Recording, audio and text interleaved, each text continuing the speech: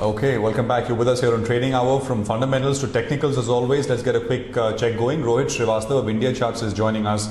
Rohit, thanks very much. Good to have you here. Let's just begin with what you were pointing out to me earlier, which is the big discount in Nifty futures.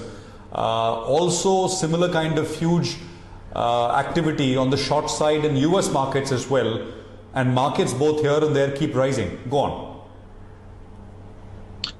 So what we are really looking at, I think, is a rally on the back of huge negative sentiment that continues to build up on the way up. So you would have thought that if you got a rally which is almost 30%, I think, or more in the US, and in India itself, we've added 3,000 points to the Nifty, and we've touched the 61.8% mark, which I think everybody was watching at 10,550. That somewhere by the time you get here, sentiment would have somewhat reduced in terms of being negative or bearish on the market. But what we are actually seeing is after the recent correction that we saw in equities, and as we've rolled over from June into July, we're actually seeing index futures at a discount which is on a 30-day average basis equivalent to where it was in March. And if you simply look at the individual number at almost 70 points for the day, it's close to, you had more than 100 points in March. And so this is the second highest Nifty futures discount, simply reflecting the negative sentiment in terms of everybody wanting to be short on the market or holding shorts on the market. Now, one argument which was thrown back to me on that today was that, the total open interest is actually much lower than it was in March, which is simply because when the market fell, then there was some unwinding, but futures open interest has been rising since the March low. So I don't look at it that way. The way is that if people are willing to sell into a deep discount, it means that there's somebody that's short in the market, and it's signaling that people are as bearish today as they were in March. So you're at 7,500 and at 10,300, the market remains as bearish, which means I would take a completely contrary stance that it's indicative that this market continues to head higher and probably even goes past the 10,550 mark. Now, the same thing you do not really see in FII client data, which we actually see in the Indian market on a daily basis, the participant-wide open interest.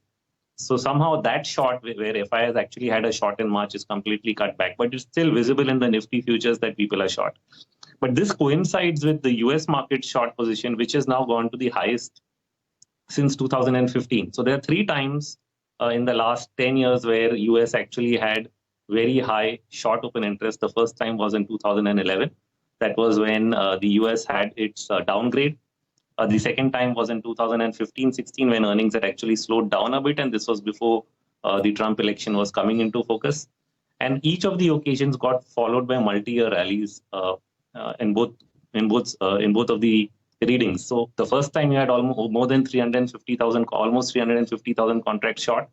The second occasion in 2016, it was 290,000 contracts. And as of last week, the latest weekly data released by the CFTC Commission shows 300,000 and 303, that is 303,000 contracts short. So that's the second highest since 2011. And would that then indicate that we are looking at a move up that can continue for long? Now, it might not mean that you can't go up and consolidate. So if at some point you get concerned about things like earnings, it's possible that the market halts, consolidates. But what the short position is going to do is going to continue to provide buying opportunities on every dip, because there's going to be short covering every time markets fall back. So that's, I think, the big takeaway, that the negative sentiment is going to lead to continued rallies because of short covering.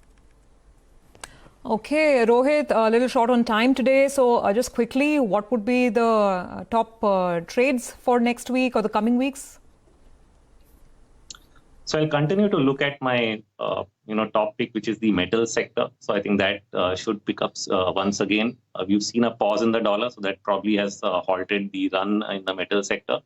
I would also want to continue to look at sugar.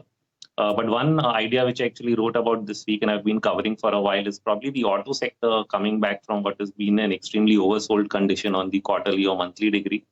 And so you should actually look at the auto sector for continued rebound.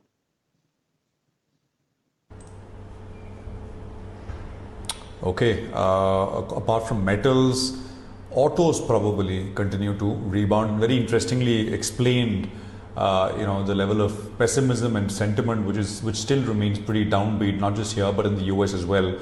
and why precisely that may be the reason why the market continues to belie expectations of a correction. Rohit, thanks very much. Great to speak with you as always, and thanks very much for your time.